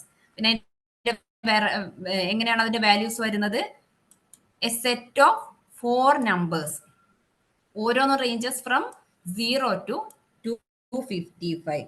അപ്പൊ 4 0 to എവിടെ വരെ പോവാം? 255.255.255.255. അപ്പൊ 4ഉം 255 വരെ ഉള്ളത് പോകാൻ പറ്റും. അപ്പൊ ഐ പി അഡ്രസ് എന്തെങ്കിലുമൊക്കെ ചെറിയ കാര്യങ്ങളൊക്കെ ആയിട്ടുള്ള ക്വസ്റ്റ്യൻസ് വരാറുണ്ട്. ഡീറ്റെയിൽഡ് ആയിട്ടൊന്നും ഐ പി അഡ്രസ്സിന്റെ ഐ പി അഡ്രസ് പഠിക്കാനാണെങ്കിൽ കുറേ കാര്യങ്ങളുണ്ട്, പക്ഷെ നമുക്ക് അത്രയൊന്നും പോകേണ്ട ആവശ്യമില്ല. ബേസിക് ആയിട്ടുള്ള കാര്യം പഠിക്കാം. ഐ പി അഡ്രസ് അവർ പറഞ്ഞതുകൊണ്ട് ബേസിക് ആയിട്ടുള്ള കാര്യങ്ങൾ അറിയണം. അപ്പൊ ഐ പി അഡ്രസിന്റെ റേഞ്ച് മനസ്സിലായല്ലോ. 4 0 തൊട്ട് 4ഉം 255 വരെ. അപ്പൊ അതിന്റെ ഇടയിലുള്ള ഏത് വാല്യൂ ചോദിച്ചാലും വാലിഡ് ആണ്. 255ന്റെ മുകളിൽ ചോദിച്ചാൽ ഇൻവാലിഡ് എന്ന് പറയണം. I P address 2 variety of I P ആണുള്ളത്, 2 വേർഷൻസ് ആണുള്ളത്. IP v4 ഉണ്ട്, IP v6 ഉണ്ട്. അപ്പൊ ഇന്റർനെറ്റ് പ്രോട്ടോകോൾ എന്നാണ് IP-യുടെ ഫുൾ ഫോം. V4 എന്ന് പറഞ്ഞാൽ വേർഷൻ 4 ആണ്. V6 ആണെങ്കിലോ വേർഷൻ 6. അപ്പൊ വേർഷൻ 4 ഉണ്ട്, വേർഷൻ 6 ഉണ്ട്. അപ്പൊ ഏത് ക്വസ്റ്റ്യൻ വന്നാലും ഇപ്പൊ പ്രത്യേകിച്ച് V6 എന്ന് പറഞ്ഞില്ലെങ്കിൽ പോലും IPv4ന്റെ ക്വസ്റ്റ്യൻ ആയിരിക്കും അതെന്ന് മനസ്സിലാക്കണം. അതായത് ബൈ ഡീഫോൾട്ട് എപ്പോഴും IPv4 ആണ് ക്വസ്റ്റ്യനിൽ വരാറ്. പിന്നെ V6 എന്താന്ന് മനസ്സിലാക്കാൻ അല്ലെ അതിന്റെ ബിറ്റ് ചോദിച്ചൊക്കെ ക്വസ്റ്റ്യൻ വരേണ്ടത്. എത്ര ബിറ്റ് ഉണ്ട് എന്നുള്ളത് IPv6ൻ്റെത് പ്രത്യേകം ചോദിക്കുകയാണെങ്കിൽ അതിന് വേണ്ടിയിട്ടാണ് പഠിക്കുന്നത്. പ്രത്യേകിച്ച് വേർഷൻ ചോദിക്കാതെ IP-ക്ക് എത്ര ബിറ്റ് ഉണ്ട്, IP അഡ്രസ്സിന് എത്ര ബിറ്റ് ഉണ്ട് എന്നൊക്കെ ചോദിച്ചാൽ ബൈ ഡീഫോൾട്ട് ഏതാണത്? IP അഡ്രസ്സിൽ എത്ര ബിറ്റ് ഉണ്ടെന്നൊക്കെ ചോദിക്കുന്നുണ്ടെങ്കിൽ അത് IPv4 ആയിരിക്കും. ഇപ്പോഴും കോമൺ ആയിട്ട് യൂസ് ചെയ്യുന്നത് IPv4 തന്നെയാണ്. അപ്പൊ IPv4 most commonly used internet address ആണ്. ഫോർമാറ്റ് എത്ര ബിറ്റ് ഉണ്ടെന്നാ പറഞ്ഞേ? 32 ബിറ്റ്. 32 ബിറ്റ് ആണ് ഉള്ളത്. Written as 4 group of numbers. നമ്മൾ പറഞ്ഞല്ലേ 4 ഗ്രൂപ്പാണ് ഉള്ളത്. ഓരോന്നിനും ഡോട്ട് വെച്ചിട്ട് 4 ഗ്രൂപ്പ് ഓഫ് നമ്പേഴ്സ് ആണ് വരുന്നത്, സെപ്പറേറ്റഡ് ബൈ ഡോട്ട്. അപ്പൊ എക്സാമ്പിൾ ഏതാ? 192.168.1.1. കാരണം എന്താ? 0 തൊട്ട് 255 വരെയുള്ള ഏത് വാല്യൂസും നമുക്ക് എടുക്കാം. ഇവിടെ 192 കൊടുത്തു, അടുത്ത സെറ്റിൽ 168 കൊടുത്തു, പിന്നെ ഒന്ന് 1 കൊടുത്തു, 1 കൊടുത്തു. അപ്പൊ IPv4 എന്ന് പറഞ്ഞാൽ എന്താ? IP-യുടെ 4th വേർഷൻ ആണ്, മോസ്റ്റ് കോമൺ ആയിട്ട് യൂസ് ചെയ്യുന്നതാണ്. അപ്പൊ IPv6 എന്ന് പ്രത്യേകം പറയാതെയുള്ള ഏത് ക്വസ്റ്റ്യൻ ആണെങ്കിൽ പോലും മനസ്സിലാക്കണം അത് ഈ IP ആണ്, IPv4നെയാണ് ഉദ്ദേശിക്കുന്നത്. ഇനി IPv6 ഇത് പ്രത്യേകം എടുത്ത് ചോദിച്ചാൽ മാത്രം IPv6ന്റെ കാര്യം എഴുതണ്ടു, അല്ലെ V4 തന്നെയാണെന്ന് മനസ്സിലാക്കണേ. അപ്പൊ ക്വസ്റ്റ്യനിൽ IPv6ന് എത്ര ബിറ്റ് ഓഫ് നമ്പേഴ്സ് ആണ് എപ്പോഴും ക്വസ്റ്റ്യൻ വരുന്നതാ. IPv4 V6ഉം ബിറ്റുകളുടെ കാര്യം ചോദിക്കാത്ത ക്വസ്റ്റ്യൻ പേപ്പർ ഇല്ല. ഒരു നമ്മളിപ്പോ ഒരു 10 ക്വസ്റ്റ്യൻ എടുക്കുകയാണെങ്കിൽ 8 ക്വസ്റ്റ്യൻ പേപ്പറിൽ IPv4നും V6നും എത്ര ബിറ്റ് ഉണ്ട് എന്നുള്ള ക്വസ്റ്റ്യൻ വരും. IPv6ന് 128 ബിറ്റ്. ഇതെല്ലാവരും തെറ്റിക്കും, അവരിങ്ങനെ ചോദിക്കും. IPv4ഉം V6ഉം ഒരേപോലെ ചോദിക്കുമ്പോൾ 32,64 ബിറ്റ് എന്നൊക്കെയാണ് അവർ പറയാ. അതായത് V6ന് 64 ബിറ്റ് ആണോ എന്നാണ് ക്വസ്റ്റ്യനിൽ ചോദിക്കുന്നത്. അല്ല, 64 അല്ല. ഏതാണ്? 128 ആണ്. മിക്ക ആളുകളും തെറ്റിക്കുന്നത് കൊണ്ടാണ് ഇവർ വീണ്ടും വീണ്ടും തന്നെ എടുത്ത് ചോദിക്കുന്നത്. V4ന് 32 ബിറ്റും V6ന് 128 ആണ്. 128 ബിറ്റ്. അപ്പൊ IPv6 എന്ന് പറഞ്ഞാൽ വേർഷൻ 6 ആണ്. എത്ര ബിറ്റ് ആണ്? 128 ബിറ്റ് നമ്പേഴ്സ്. ഇത് റിട്ടൺ ഇൻ ഹെക്സാഡെസിമൽ ആണ്, സെപ്പറേറ്റഡ് ബൈ കോളൻ. രണ്ട് ഇങ്ങനെയുള്ള ഇട്ടിട്ട് കോളൻസ് ഇട്ടിട്ടാണ് ഇവിടെ സെപ്പറേറ്റ് ചെയ്യുന്നത്. നമ്മൾ ഇവിടെ V4ൽ ഡോട്ട് എന്ന് പറഞ്ഞില്ലേ, ഡോട്ട് വെച്ചാൽ ഓരോന്നിന്റെ നടുവിൽ സെപ്പറേറ്റ് ചെയ്ത ഡോട്ട്. ഇവിടെ എന്താ? കോളൻ വെച്ചാണ് സെപ്പറേറ്റ് ചെയ്തേക്കുന്നത്. ഹെക്സാഡെസിമൽ റെപ്രസെന്റേഷൻ ആണ്. ഹെക്സാഡെസിമൽ ആയിട്ടാണ് റെപ്രസെന്റ് ചെയ്യുന്നത്. 128 ബിറ്റ് ഉണ്ട്.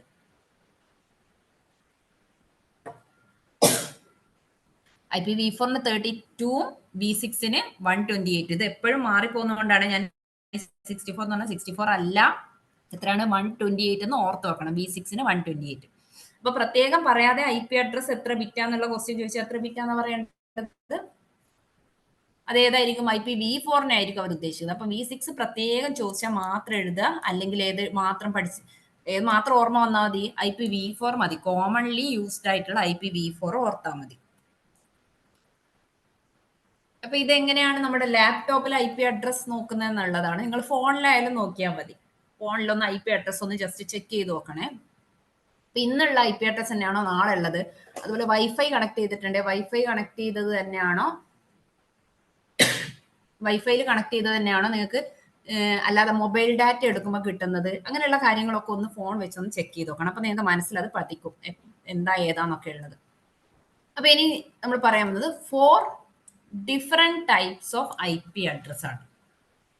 IP അഡ്രസ്സിന് ഡിഫറെന്റ് ടൈപ്സ് ഉണ്ട്. IP അഡ്രസ് എന്താണെന്ന് മനസ്സിലായില്ലേ? ഇന്റർനെറ്റിൽ ഒരു ഡിവൈസിന് യുണീക്ക് ആയിട്ട് എന്തായാലും ഒരു IP അഡ്രസ് വേണം, ആ ഡിവൈസിനെ ഐഡന്റിഫൈ ചെയ്യാൻ വേണ്ടിയിട്ട്. അപ്പൊ ഇതിന്റെ ഡിഫറെന്റ് ടൈപ്സ് ഉണ്ട്. ഓക്കെ ആണല്ലോ അല്ലെ? കേൾക്കുന്നുണ്ടല്ലോ? ഇതുവരെ ഓക്കെ ആണോ? Different types of IP addresses ഉണ്ട്. First one static IP address. Static IP address ഉണ്ട്, ഡൈനാമിക് IP അഡ്രസ് ഉണ്ട്, പ്രൈവറ്റ് IP അഡ്രസ് ഉണ്ട്, പബ്ലിക് IP അഡ്രസ് ഉണ്ട്. Static, dynamic, private, public. ഇതിൽ ഈ പ്രൈവറ്റ് ഒക്കെ ക്വസ്റ്റ്യൻ എപ്പോഴും വരുന്ന ഒരു ടോപ്പിക്കാണ്. പ്രൈവറ്റ് ഐ പി അഡ്രസ്സിന് 3 റേഞ്ച് ഉണ്ട്. ആ റേഞ്ച് ചോദിക്കാറുണ്ട്. റേഞ്ച് പ്രത്യേക റേഞ്ച് എടുത്തല്ല ചോദിക്കുക, ഏതെങ്കിലും ഒരു ഐ പി അഡ്രസ്സ് തന്നിട്ട് അവർ പ്രൈവറ്റ് ആണോ അല്ലെങ്കിൽ അത് ഇന്റർനെറ്റിൽ യൂസ് ചെയ്യുന്നതാണോ എന്നുള്ള ടൈപ്പ് ഓഫ് ക്വസ്റ്റ്യൻ വരാറുണ്ട്. ഇപ്പൊ 4 ടൈപ്പാണ്: static, dynamic, private, public I P address. ഇതിൽ സ്റ്റാറ്റിക് ഐ പി അഡ്രസ് എന്താന്ന് വെച്ചാൽ ഒരു പെർമനന്റ് ആണ്. അതായത് ഒരു ഡിവൈസിന് ഐ പി അഡ്രസ് കൊടുത്തു കഴിഞ്ഞാൽ അത് പെർമനന്റ് ആണ്. It does not change each time. ഇന്റർനെറ്റിൽ ചെയ്യുമ്പോഴും ചേഞ്ച് ചെയ്യാത്ത ഐ പി അഡ്രസ്സിനെയാണ് സ്റ്റാറ്റിക് ഐ പി അഡ്രസ് എന്ന് പറയുന്നത്. അതായത് നമ്മളിപ്പം ഗൂഗിൾ യൂസ് ചെയ്യുമ്പോൾ ഗൂഗിൾ ഒരു സെർവർ അല്ലേ, നമുക്ക് സർവീസ് പ്രൊവൈഡ് ചെയ്യുന്ന ഒരു സെർവറാണ് ഗൂഗിൾ. അപ്പോൾ ഗൂഗിളിനൊക്കെ ഒരു ടൈം ഒരു ഐ പി അഡ്രസ് കൊടുത്തു കഴിഞ്ഞാൽ അടുത്ത നിമിഷം മാറുന്നില്ല. കാരണം നമുക്ക് അത് പലയിടത്തും ആ ഒരു സെർവറിന്റെ ഐ പി അഡ്രസ് സ്റ്റോർ ചെയ്ത് വെച്ചതാണ്. അപ്പൊ അതൊന്നും മാറുന്നില്ല. അപ്പൊ അങ്ങനെയുള്ള ആവശ്യങ്ങൾക്ക് വേണ്ടിയിട്ടാണ് സ്റ്റാറ്റിക് ആയിട്ട് കൊടുക്കുന്നത്. അതായത് പല സെർവറുകൾക്കും ആ സർവീസ് പ്രൊവൈഡ് ചെയ്യുന്ന സെർവറുകൾ ഞാൻ പറഞ്ഞില്ലേ ഒരു ഡയറക്ടറിയിൽ സ്റ്റോർ ചെയ്ത് വെച്ചിട്ടുണ്ടാവും. അപ്പൊ അങ്ങനെയുള്ളത് പിന്നെ മാറ്റിക്കൊണ്ടിരുന്നാൽ അതൊരു ഡിഫിക്കൽട്ടാണ്. അതുകൊണ്ട് സെർവറുകൾക്കൊക്കെ സ്റ്റാറ്റിക് ആയിട്ടുള്ള ഐ പി അഡ്രസ് ആണ് കൊടുക്കുന്നത്. വെബ്സൈറ്റുകൾ, ഇമെയിൽ, FTP സർവീസ്, ഇതൊക്കെ സ്റ്റാറ്റിക് ആയിട്ടുള്ള ഐ പി അഡ്രസ് ആണ്. അതുപോലെ CCTV ക്യാമറ, ഇതൊക്കെ ഇന്റർനെറ്റ് കണക്ട് ചെയ്യുമ്പോൾ മാറിക്കൊണ്ടിരുന്നാൽ ശരിയാവില്ല. നമുക്ക് അതിനെപ്പോഴും ഒരു സ്റ്റാറ്റിക് ആയിട്ട് കൊടുക്കണം. പിന്നെ പ്രിന്റേഴ്സിന്, റൂട്ടേഴ്സിന്, അതുപോലെ ഹോസ്റ്റിംഗ് വെബ്സൈറ്റുകൾക്ക്. അപ്പൊ സ്റ്റാറ്റിക് എന്ന് പറഞ്ഞാൽ എന്താ, പെർമനന്റ് ആയിട്ടുള്ള ഐ പി അഡ്രസ്സിനെയാണ് സ്റ്റാറ്റിക് ഐ പി അഡ്രസ് എന്ന് പറയുന്നത്. ഇത് കോമൺ ആയിട്ട് പല സെർവറുകൾക്കും അല്ലെ CCTVക്കൊക്കെ നമ്മൾ കൊടുക്കുന്ന ഐ പി അഡ്രസ് മാറ്റാറില്ല. മാറാൻ പാടില്ല എന്നുള്ള രീതിക്ക് നമ്മൾ സ്റ്റാറ്റിക് ആയിട്ടുള്ള ഐ പി അഡ്രസ് എടുക്കും. ഈ സ്റ്റാറ്റിക് ആയിട്ടുള്ള ഐ പി അഡ്രസ് പ്രൊവൈഡ് ചെയ്യുന്നത് ISP ആണ്. ആ ഒരു കാര്യം ഇവിടെ സ്ലൈഡ് പറഞ്ഞുള്ളൂ. ഇന്റർനെറ്റ് സർവീസ് പ്രൊവൈഡർ ആണ് സ്റ്റാറ്റിക് ആയിട്ടുള്ള ഐ പി അഡ്രസ് കൊടുക്കുന്നത്. നെക്സ്റ്റ് ഏതാ, സ്റ്റാറ്റിക് ഐ പി അഡ്രസ്സിന്റെ അഡ്വാൻറ്റേജസ് ആണ് പറയുന്നത്. അതായത് സ്റ്റേബിൾ ആയിട്ടുള്ള കണക്ഷൻ കിട്ടും, വെബ്സൈറ്റ് ബെറ്റർ സെക്യൂരിറ്റി ഉണ്ടാവും, ആക്സസ് ചെയ്യാൻ എളുപ്പമായിരിക്കും, വെബ്സൈറ്റ് ഹോസ്റ്റിംഗ്. അതായത് നമ്മൾ പറഞ്ഞു ഇത് ഗൂഗിളിനൊക്കെ ഇടക്കിടക്ക് ഐ പി അഡ്രസ് മാറിക്കൊണ്ടിരിക്കാൻ പറ്റില്ല. കാരണം അത് അത്രയും ആവശ്യമുണ്ട്, എല്ലാവർക്കും വേണം. അപ്പോൾ ഓൾറെഡി ആ സെർവറിന് ഇതാണ് ഐ പി അഡ്രസ് എന്ന് പറഞ്ഞിട്ട് സേവ് ചെയ്ത് വെച്ചിട്ടുണ്ട്. അപ്പൊ അതൊന്നും മാറാൻ പറ്റില്ല. അതുകൊണ്ട് അതിന് സ്റ്റാറ്റിക് ഐ പി അഡ്രസ് എന്ന് പറയും. ഇനി ഏതാ സ്റ്റാറ്റിക് അല്ലാത്തത്, ഡൈനാമിക് ഐ പി അഡ്രസ്. അതെന്താ, automatically assigned by a network. Automatic ആയിട്ട് ഞാൻ പറഞ്ഞില്ലേ, നിങ്ങൾ ഫോണിലൊന്ന് ഇന്ന് എന്തായാലും നിങ്ങളുടെ ഐ പി അഡ്രസ് ഏതാണെന്ന് നോക്കണം. വൈഫൈ കണക്ട് ചെയ്യുമ്പോൾ ഏത് കിട്ടുന്നു, അതുപോലെ നിങ്ങൾക്ക് സ്വന്തമായിട്ട് മൊബൈൽ ഡാറ്റ ഓൺ ആക്കുമ്പോൾ ഏത് കിട്ടുന്നു. എന്നിട്ട് നാളെയും നിങ്ങൾ ഇതേപോലെ നോക്കണം, ഇത് മാറുന്നുണ്ടോ. ഇതേ വൈഫൈ കണക്ട് ചെയ്യുമ്പോൾ പിന്നെ ഐ പി അഡ്രസ് മാറുന്നുണ്ടോ എന്നുള്ളത് ചെക്ക് ചെയ്യണം. അപ്പൊ അതാണ് ഇവിടെ ഡൈനാമിക് ഐ പി അഡ്രസ് എന്ന് പറഞ്ഞാൽ ഓട്ടോമാറ്റിക്കലി അസൈൻ ചെയ്യുന്നതാണ്. ഈ ഓട്ടോമാറ്റിക് ആയിട്ട് അസൈൻ ചെയ്യാൻ സഹായിക്കുന്ന ഒരു പ്രോട്ടോകോൾ ഉണ്ട്. പ്രോട്ടോകോളൊക്കെ ഇപ്പം തന്നെ ഇതിന്റെ കൂടെ അങ്ങ് പഠിച്ചു പോയാൽ മതി. DHCP എന്ന് പറഞ്ഞൊരു പ്രോട്ടോകോൾ ഉണ്ട്. ആ പ്രോട്ടോകോൾ ആണ് നമുക്ക് ഇങ്ങനെ I P address automatically assign ചെയ്യാൻ വേണ്ടിയിട്ട് ഹെൽപ്പ് ചെയ്യുന്നത്. ഏതാ DHCPന്റെ full form? Dynamic host configuration protocol. Dynamic host configuration protocol full ഫോമും ചോദിക്കാം. അതുപോലെ തന്നെ ഡൈനാമിക് ഐ പി അഡ്രസ്സിങ്ങിന് ഹെൽപ്പ് ചെയ്യുന്ന പ്രോട്ടോകോൾ ഏതാന്ന് ചോദിക്കാം. ഡൈനാമിക് ആയിട്ടുള്ളതിന് ഹെൽപ്പ് ചെയ്യുന്നത് DHCP, dynamic host configuration protocol. അപ്പൊ ഇത് പെർമനന്റ് ഒന്നുമല്ല, നമ്മൾ എപ്പോഴും ഇന്റർനെറ്റ് കണക്ട് ചെയ്യുമ്പോൾ ഓട്ടോമാറ്റിക്കലി അസൈൻ ചെയ്യുന്നതാണ് ഈ ഡൈനാമിക് ഐ പി അഡ്രസ്. എന്തിനൊക്കെയാണ് യൂസ് ചെയ്യുന്നത്? നമ്മുടെ every day users, mobile phone, laptop, internet, home internet connect ചെയ്യുമ്പോഴുള്ള ഇതൊക്കെ ഓട്ടോമാറ്റിക്കലി മാറിക്കൊണ്ടേയിരിക്കും. ഇന്നുള്ള ഐ പി അഡ്രസ് ആയിരിക്കില്ല നമുക്ക് നാളെ കിട്ടുന്നത്. ഓക്കെ, അപ്പൊ ഡൈനാമിക്കലി അത് മാറിക്കൊണ്ടേയിരിക്കുന്നുണ്ട്. ഇപ്പൊ യുവർ ഡിവൈസ് മൈറ്റ് ഗെറ്റ് ഒരു അഡ്രസ് കൊടുത്തിട്ടുണ്ട്, നാളെ നിങ്ങൾ നോക്കുമ്പോൾ ചിലപ്പോൾ വേറൊരു ഐ പി അഡ്രസ് ആയിരിക്കും. ഇവിടെ 5 ഉള്ളത് പിന്നെ 8 ആയി മാറി. അപ്പൊ ഇത് മാറുന്നതാണ്, ഡൈനാമിക്കലി മാറാം. ഇതിനെ ഹെൽപ്പ് ചെയ്യുന്ന പ്രോട്ടോകോൾ ആണ് DHCP, dynamic host configuration protocol. Static പക്ഷേ അങ്ങനെ മാറുന്നില്ല, സ്റ്റേബിൾ ആയിട്ടുള്ള കണക്ഷൻ ആണ് സ്റ്റാറ്റിക്കിൽ വരുന്നത്. നമ്മുടെ പല ആവശ്യങ്ങൾക്കും വേണ്ടിയിട്ട് സെർവേഴ്സിനൊന്നും ഒരിക്കലും ഇങ്ങനെ സെർവറുകൾക്കൊന്നും ഐ പി അഡ്രസ് മാറിക്കൊണ്ടിരിക്കാൻ പാടില്ല. കാരണം അത് ഡയറക്ടറിയിൽ നമ്മൾ സേവ് ചെയ്ത് വെച്ചാൽ നമുക്ക് ആ വെബ്സൈറ്റ് കിട്ടുകയാണെങ്കിൽ ഈ ഐ പി അഡ്രസ് ആയിരിക്കും നോക്കേണ്ടത് എന്നുള്ളത്. അതുകൊണ്ട് അതൊക്കെ സ്റ്റാറ്റിക് ആണ്. പക്ഷെ നമ്മുടെ ആവശ്യങ്ങൾക്ക് നമ്മൾ മൊബൈൽ ഫോണൊക്കെ നമ്മുടെ ഇന്റർനെറ്റിൽ കണക്ട് ചെയ്യുമ്പോൾ ഒരു ദിവസം ഉള്ളതായിരിക്കില്ല അടുത്ത ദിവസം കണക്ട് ചെയ്യുമ്പോൾ. അപ്പൊ അതൊക്കെ എന്താ ഡൈനാമിക് ഐ പി അഡ്രസ് ആണ്. ഐ പി അഡ്രസ്സിന്റെ റേഞ്ച് കണ്ടിട്ടില്ലേ? 4 നമ്പേഴ്സ് ഡോട്ട് വെച്ച് സെപ്പറേറ്റ് ചെയ്തു. 0 തുടങ്ങി 255 വരെ ഉള്ള വാല്യൂസ് അത് മാറിക്കൊണ്ടിരിക്കുന്നു. ഇനിയാണ് ഒരു ഇമ്പോർട്ടൻ്റ് ആയിട്ട് ഇന്നിപ്പം പഠിച്ചതിൽ നിങ്ങൾ അന്നന്ന് പഠിപ്പിക്കുന്നത് ആ ദിവസം തന്നെ പഠിച്ചിട്ട് പോവണം. അങ്ങനെ ആവുമ്പോഴേ നമ്മൾ അത് കവർ ചെയ്ത് പോവുള്ളൂ. ഈ ഒരു ടോപ്പിക്കിൽ നമ്മൾ ബൈ ഹാർട്ട് പഠിക്കണം എന്ന് പറഞ്ഞ ഒരു കാര്യമാണ് പ്രൈവറ്റ് ഐ പി അഡ്രസ്സിന്റെ റേഞ്ച്. ഇത്ര വരെ പഠിച്ചതൊക്കെ നിങ്ങൾക്ക് ഈ കൂട്ടത്തിൽ തന്നെ ഞാൻ പറഞ്ഞു പോയതിൽ അപ്പം തന്നെ മനസ്സിലാവുന്ന കാര്യങ്ങളാണ്. അപ്പം തന്നെ ഓർത്തും വെക്കാം. പക്ഷെ ഇത് പ്രൈവറ്റ് ഐ പി അഡ്രസ്സിന്റെ റേഞ്ച് എല്ലാ ദിവസവും എന്ന് പറഞ്ഞോണം നമ്മൾ എഴുതി എഴുതി പഠിക്കണം. അത്രയും മാറിപ്പോകുന്ന ഒരു കാര്യമാണ്. പ്രൈവറ്റ് ഐ പി അഡ്രസ് എങ്ങനെ പറയാൻ കാരണം ഇത് അത്രയും തവണ ചോദിച്ചിട്ടുള്ള ഒരു കാര്യമാണ് പ്രൈവറ്റ് ഐ പി അഡ്രസ്. എന്താണ് പ്രൈവറ്റ് ഐ പി അഡ്രസ് എന്ന് പറഞ്ഞാല് is use inside A local network. അതായത് നമ്മുടെ വീടിന്റെ അകത്ത് നമ്മളൊരു ലോക്കലി, അതായത് പുറത്തുള്ള ഇന്റർനെറ്റിനല്ലാതെ നമുക്ക് IoT എന്നൊക്കെ കേട്ടിട്ടില്ലേ, ഇന്റർനെറ്റ് ഓഫ് തിങ്സ്. അതായത് വീടിന്റെ അകത്ത് തന്നെ നമ്മളൊരു സ്വന്തമായിട്ട് നമുക്ക് നെറ്റ്വർക്ക് ഉണ്ടാക്കിയിട്ട് നമ്മുടെ വീട്ടിലെ ഫോണ്, ഫ്രിഡ്ജ്, വാഷിംഗ് മെഷീൻ ഇത് തമ്മിലൊക്കെ നമുക്ക് കണക്ട് ചെയ്യാൻ പറ്റും. അപ്പൊ ഇതൊന്നും ഒരിക്കലും പുറത്തേക്ക് പോവരുത്, ഇന്റർനെറ്റിലേക്കുള്ള സർവീസ് ആയി മാറരുത്. കാരണം നമ്മുടെ പ്രൈവസിയാണ്, നമ്മുടെ സ്വന്തം സാധനങ്ങളാണ്. ഇപ്പൊ ലോക്കലി നമ്മൾ ഉണ്ടാക്കുന്ന ഒരു നെറ്റ്വർക്ക് അതൊരിക്കലും നമ്മുടെ വീട്ടിൽ നിന്ന് പുറത്തേക്കുള്ള ഇന്റർനെറ്റേ അല്ല, അത് ചിന്തിക്കുകയേ വേണ്ട. ഇന്റർനെറ്റിൽ യൂസ് ചെയ്യാത്ത ഐ പി അഡ്രസ്സിനെയാണ് പ്രൈവറ്റ് ഐ പി അഡ്രസ് എന്ന് പറയുന്നത്. അതായത് ഇന്റർനെറ്റിലല്ല, not visible on the internet. ഒരിക്കലും ഇന്റർനെറ്റിൽ ഇത് വിസിബിൾ ആവില്ല ഈ ഒരു ഐ പി അഡ്രസ്. ഇന്റർനെറ്റിൽ പോവാതിരിക്കാൻ വേണ്ടിയിട്ട് നമ്മുടെ സാധനങ്ങൾക്കൊക്കെ നമ്മൾ ലോക്കലി ഒരു നെറ്റ്വർക്ക് അല്ലെങ്കിൽ ഒരു ഓഫീസിൽ ഒരിക്കലും അവര് പുറത്തുള്ള ഗൂഗിളിലേക്ക് പോവില്ല എന്നുള്ള ഉറപ്പിൽ അവർക്ക് വേണ്ടിയിട്ട് യൂസ് ചെയ്യുന്ന ആ ഒരു ഐ പി അഡ്രസ്സുകളാണ് private I P address. Private എന്നുള്ള വേർഡിൽ തന്നെ ഉണ്ടല്ലോ, പുറത്തേക്ക് പോവില്ല, പബ്ലിക് ആവില്ല, ഒരിക്കലും വെബ്സൈറ്റിൽ നോക്കി ഒന്നും അവിടെ ചെയ്യാൻ പറ്റില്ല. അത് പ്രൈവറ്റ് ആണ്, സ്വന്തം കാര്യങ്ങൾക്ക് വേണ്ടി മാത്രമുള്ള ഐ പി അഡ്രസ് ആണ് പ്രൈവറ്റ് ഐ പി അഡ്രസ്. അപ്പൊ ക്വസ്റ്റ്യൻ വരുന്നത് ആ രീതിക്കായിരിക്കും. വാൻ കേട്ടില്ലേ, വൈഡ് ഏരിയ നെറ്റ്വർക്ക്. അപ്പൊ വാനിൽ യൂസ് ചെയ്യാൻ പറ്റാത്ത ഐ പി അഡ്രസ്, അങ്ങനെയുള്ള രീതിക്ക് വരെ ക്വസ്റ്റ്യൻ വരാം. അതായത് വാൻ എന്ന് പറഞ്ഞാൽ വൈഡ് ഏരിയ നെറ്റ്വർക്ക് കേട്ടിട്ടുണ്ടാവും അല്ലെ.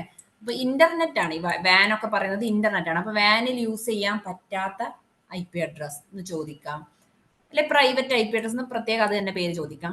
പബ്ലിക്ലി ഉപയോഗിക്കാൻ പറ്റാത്ത നെറ്റ്വർക്ക്, പബ്ലിക്ലി ഉപയോഗിക്കാൻ പാടില്ലാത്ത അഡ്രസ്, അതും ഏതാ പ്രൈവറ്റ് ഐ പി അഡ്രസ്.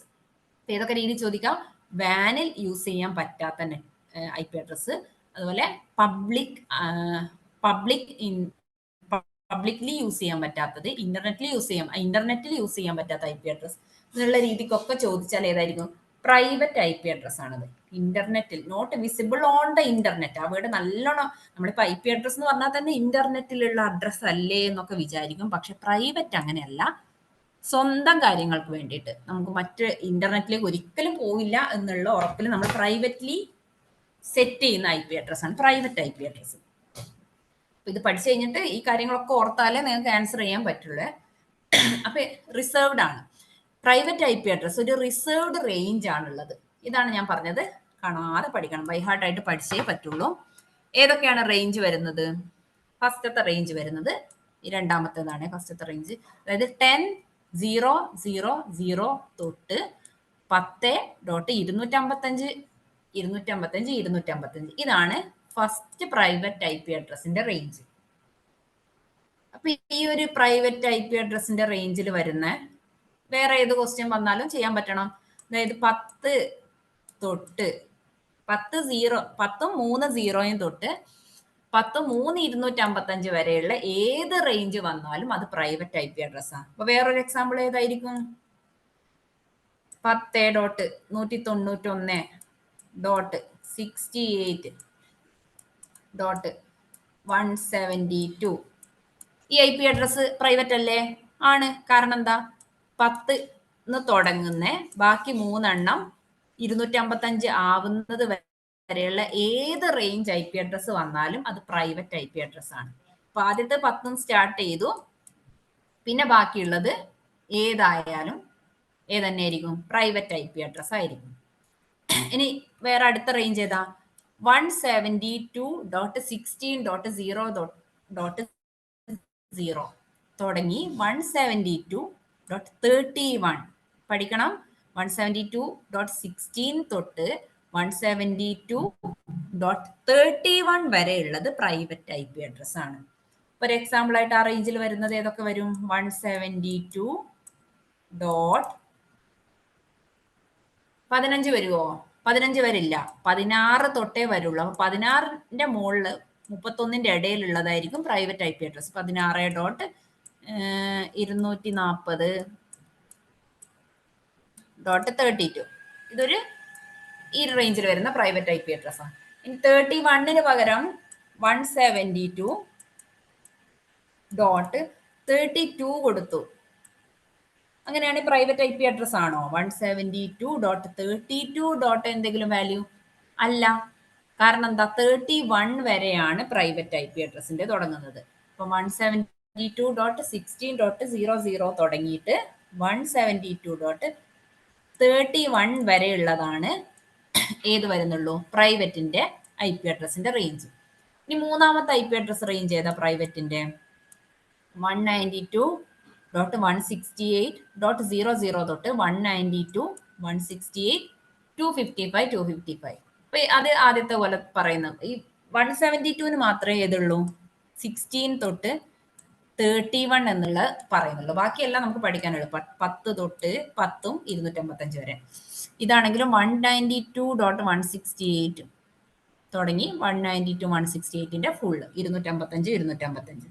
അപ്പൊ ഈ റേഞ്ചിലുള്ളതെല്ലാം പ്രൈവറ്റ് IP അഡ്രസ് ആണ്. അപ്പൊ ഇത് മൂന്നും ബൈഹാർട്ട് തന്നെ പഠിക്കണം. ഇതിന്റെ അകത്തുള്ള റേഞ്ച് ചോദിച്ചാൽ അത് പ്രൈവറ്റ് ആണ്. ഒരിക്കലും ഇന്റർനെറ്റിൽ കണക്ട് ചെയ്യാൻ പറ്റുന്ന IP അഡ്രസ് അല്ല എന്നുള്ളത് പറയാൻ പറ്റണം. പറയുന്നത് public IP address. Public IP address എന്ന് പറഞ്ഞാൽ എന്താ? Assigned by your internet service providers. ഇന്റർനെറ്റിൽ കമ്മ്യൂണിക്കേറ്റ് ചെയ്യാൻ വേണ്ടിയിട്ട് തന്നിട്ടുള്ള IP അഡ്രസ് ആണ് പബ്ലിക് IP അഡ്രസ്. ഇന്റർനെറ്റിൽ യൂസ് ചെയ്യാൻ പറ്റാത്ത IP അഡ്രസ് ആണ് ഏത്? നേരത്തെ പറഞ്ഞിട്ടുള്ള പ്രൈവറ്റ് IP അഡ്രസ്. പബ്ലിക് ആണെങ്കിൽ എന്താ? ഇന്റർനെറ്റിൽ യൂസ് ചെയ്യാൻ പറ്റുന്ന IP address.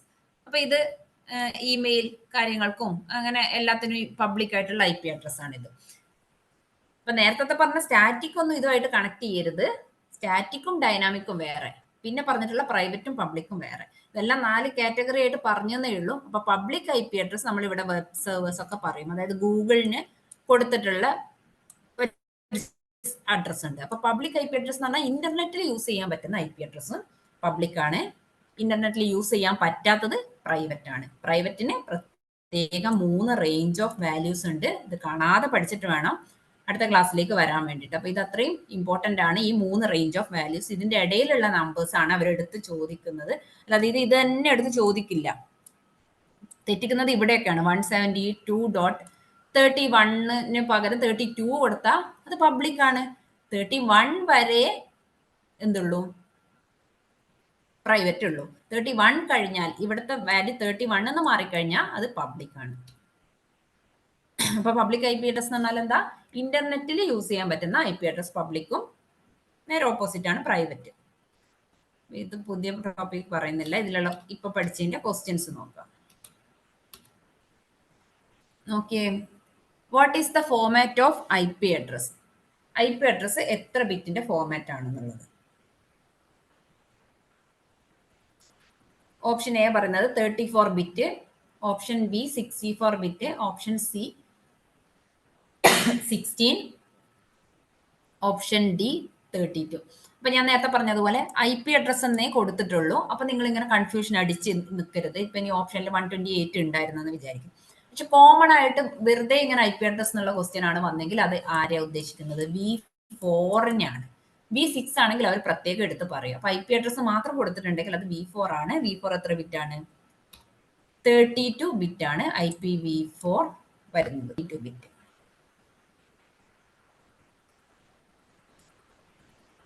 Which of the following is A public IP? ഏതാണ് തന്നിട്ടുള്ളതിൽ പബ്ലിക് IP എന്ന് ഡയറക്റ്റ് ചോദിച്ചിട്ടുണ്ട്. നമ്മൾ വാല്യൂസ് പഠിച്ചു. 3 റേഞ്ച് ഓഫ് വാല്യൂസ് ഉണ്ട്. 192.168 ഓർമ്മയില്ലേ? പിന്നെ 10 തുടങ്ങുന്ന ബാക്കി 3 ഏതായാലും കുഴപ്പമില്ല. 192 168നും അങ്ങനെയാണ്. ബാക്കി രണ്ടും ഏതായാലും കുഴപ്പമില്ല എന്നുള്ള രീതിക്ക് അല്ലേ? പഠിച്ചത് ഓർമ്മയില്ലേ? 192 168 രണ്ടെണ്ണം 192 168 ഇവിടെ ഏത് വാല്യൂ ആയാലും കുഴപ്പമില്ല. ഇതിനോ 10ന്റെ എല്ലാ റേഞ്ചസും ബാക്കി 3 വാല്യൂ ഏതായാലും അത് പ്രൈവറ്റ് ആണ്. 172ലാണ് 172.16നും അപ് ടു 172.31 വരെയുള്ളൂ. അപ്പൊ ഇവിടെ നോക്കുമ്പോൾ ഇത് പ്രൈവറ്റ് ആണ്, ഇതും പ്രൈവറ്റ് ആണ്. ഇത് കുഴപ്പമില്ല അല്ലേ? 173 നമ്മൾ പറഞ്ഞില്ലല്ലോ. അപ്പൊ അതാണ് പബ്ലിക് IP അഡ്രസ് ഈ തന്നതിൽ. നെക്സ്റ്റ് ഏതാ? Which of the following IP address can be used as loop back address? ഇപ്പൊ നമ്മൾ പറഞ്ഞിട്ടില്ല, പക്ഷെ ഈ ഒരു പോയിന്റ് ഈ ഒരു ക്വസ്റ്റ്യൻ പഠിച്ചാൽ മതി. ലൂപ്പ് ബാക്ക് അഡ്രസ് വരുന്നത് 127.0.01 എന്ന് പറഞ്ഞാൽ ഒരൊറ്റ IP അഡ്രസ്. മറ്റേ പ്രൈവറ്റിനെ പോലെ ഒരു റേഞ്ച് ഒന്നുമില്ല. 127.0.01 എന്നുള്ള ഒരു IP അഡ്രസ്സിനെ നമ്മൾ ലൂപ്പ് ബാക്ക് അഡ്രസ് എന്ന് പറയാം. അതായത് നമുക്ക് റിഫ്രഷ് അടിച്ച് അതിലേക്ക് തന്നെ പോകും പോലെ ഒരു IP അഡ്രസ്സ്. അപ്പോൾ എന്തെങ്കിലും അതിനെ തന്നെ നമുക്ക് ചെക്ക് ചെയ്യാൻ അങ്ങനെയുള്ള കാര്യങ്ങൾക്കൊക്കെയാണ് നമ്മൾ ലൂപ്പ് ബാക്ക്, അതായത് സെൽഫാണ്, അതിലേക്ക് തന്നെ പോവുക. അപ്പോൾ അതിനു വേണ്ടി യൂസ് ചെയ്യുന്ന IP അഡ്രസ് ആണ് ഇത്. 127.0.0.1 ലൂപ്പ് ബാക്ക് അഡ്രസ്. ഇത് ഇങ്ങനെ തന്നെ ഒന്ന് എഴുതി വെച്ച് പഠിച്ചാൽ മതി. ലൂപ്പ് ബാക്ക് അഡ്രസ് ആണ്. Which of the following, next question ആണ്. Which of the following IP address can be used in വാനിൽ യൂസ് ചെയ്യുന്ന IP അഡ്രസ്? വാൻ എന്ന് പറഞ്ഞാൽ എന്താ? വൈഡ് ഏരിയ നെറ്റ്വർക്ക് ആണ്. വൈഡ് ഏരിയ നെറ്റ്വർക്ക് എന്ന് പറഞ്ഞാൽ അത് ഇന്റർനെറ്റ് ആണ്, നമ്മൾ കോമൺ ആയിട്ടുള്ള ഇന്റർനെറ്റിലേക്ക്. അപ്പൊ ഇന്റർനെറ്റിൽ യൂസ് ചെയ്യാൻ പറ്റുന്ന IP അഡ്രസ് എന്ന് പറഞ്ഞാൽ ഏതിനെ ഉദ്ദേശിക്കുന്നത്? Public IP address. ഏതാ പബ്ലിക്കിലുള്ളത്? 10 തുടങ്ങുന്ന എല്ലാ റേഞ്ചും നമുക്കറിയാം പ്രൈവറ്റ് ആണ്. പ്രൈവറ്റ്. 172.16 തുടങ്ങുന്ന 172.16 അല്ലേ? 172.16 ഏതാ? 172.16 തൊട്ട് ആണോ? ഏതാ? Private IP address. അപ്പൊ ഇതിൽ വരുന്ന ഏതാ? മൂന്നാമത്തെ 15.1.5.6 എന്താ? പബ്ലിക് IP അഡ്രസ് ആണ്. പബ്ലിക് എന്ന് പറഞ്ഞാൽ വാനിൽ നിങ്ങൾക്ക് യൂസ് ചെയ്യാൻ പറ്റുന്ന ഒരു IP അഡ്രസ്. അല്ലെങ്കിൽ ഇത് എങ്ങനെ ക്വസ്റ്റ്യൻ വരായിരുന്നു? ഇന്റർനെറ്റിൽ യൂസ് ചെയ്യാൻ പറ്റുന്ന IP അഡ്രസ് എന്ന് ചോദിക്കാം, അല്ലെങ്കിൽ താഴെ തന്നതിൽ പബ്ലിക് IP അഡ്രസ് ഏതാണെന്ന് ചോദിക്കാം. അപ്പൊ ഏത് രീതിയിൽ ക്വസ്റ്റ്യൻ വന്നാലും ക്വസ്റ്റ്യന് നിങ്ങൾ പല രീതിക്ക് തന്നെ പഠിക്കണം. അപ്പൊ ഇതിലുള്ള ഓപ്ഷനിൽ ഓപ്ഷൻ സി ആണ് വന്നത്. അപ്പൊ ഇതൊരു കുറെ ക്വസ്റ്റ്യൻ വന്നിട്ടുള്ള ഒരു ടോപ്പിക്കാണ് പ്രൈവറ്റും പബ്ലിക്കും IP അഡ്രസ്സും. ഓക്കെ, ഇത്രയും കാര്യങ്ങളാണ് നമ്മൾ ഇന്ന് പഠിച്ചത്. അപ്പൊ ഇതെന്തായാലും ഇന്ന് തന്നെ നോക്കിയിട്ട് വരണം, എന്നാലേ ബാക്കി നമുക്ക് ആ ഒരു കണ്ടിന്യൂഷൻ ഒക്കെ കിട്ടുള്ളൂ.